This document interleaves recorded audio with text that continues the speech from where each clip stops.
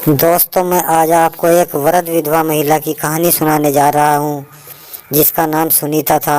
संपत्ति के नाम पर उसके पास सोने की 100 मोहरें थी। जिंदगी के अंतिम पड़ाव में होने के कारण सुनीता अम्मा ने तीर्थ यात्रा पर जाने का मन बनाया। सारी तैयारी करने के बाद उसने सोने की उन मोहरों को एक मजबूत थैली में बंद किया और उस पर लाख की मोहर लगा दी। इसके बाद उसने वह थैली पड़ोस के एक महाजन के पास रखवा दी।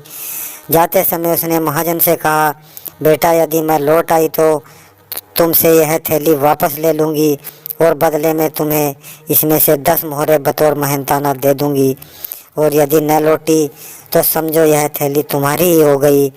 सुनीता अम्मा के जाने के बाद महाजन के मन में लालच आ गया। उसने सुनीता अम्मा की सोने की मोहरों को हड़पने के लिए एक योजना बनाई और सारा काम निपटा लिया। उधर तीर्थ यात्रा से वापस लौटकर सुनीता अम्मा ने जब महाजन से अपनी थैली मांगी, तब उसने उसे थैली दे दी। सुनीता अम्मा ने उस थैली पर अपनी लगी हुई मोहर देखी। संतुष्टि होने पर वह घर लौट आई। घर लौटकर उसने सोचा कि थैली में से 10 मोहरें निकालकर महाजन को दे दी जाए, लेकिन उसने जब थैली खोली तब उसमें लोहे के सिक्के भरे थे। सुनीता अम्मा दंग रह गई। वह दौड़ी दौड़ी महाजन के पास गई, किंतु महाजन साफ मुकर गया। उल्टा उसने उससे थैली को संभालने के एवज में 10 मोहरों की मांग कर डाली। सुनीता अम्मा समझ गई कि महाजन ऐसे नहीं मानेगा, अतः वह सीधी राजा के पास गई और महाजन की शिकायत कर डाली। राजा ने महाजन को बुलाया और पूछा, सुनीता अम्मा ने तुम पर जो आरोप लगाया है उसके विषय में तुम क्या कहना चाहते हो? महाजन ने कहा, महाराज, मुझे नहीं पता कि थैली के अंदर क्या था।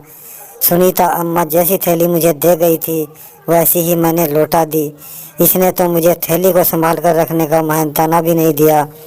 दोनों पक्षों की बात सुनने के बाद राजा ने वह थैली गौर से देखी। बहुत ही बारीकी से देखने पर पता चला कि थैली नीचे से काटकर किसी कुशल रफूगर से रफू कराई गई थी। राजा ने दोनों को 2 दिन बाद आने को कहा। दोनों के जाने के बाद राजा ने शहर के सभी बेहतरीन रफूगरों को महल में बुलाया।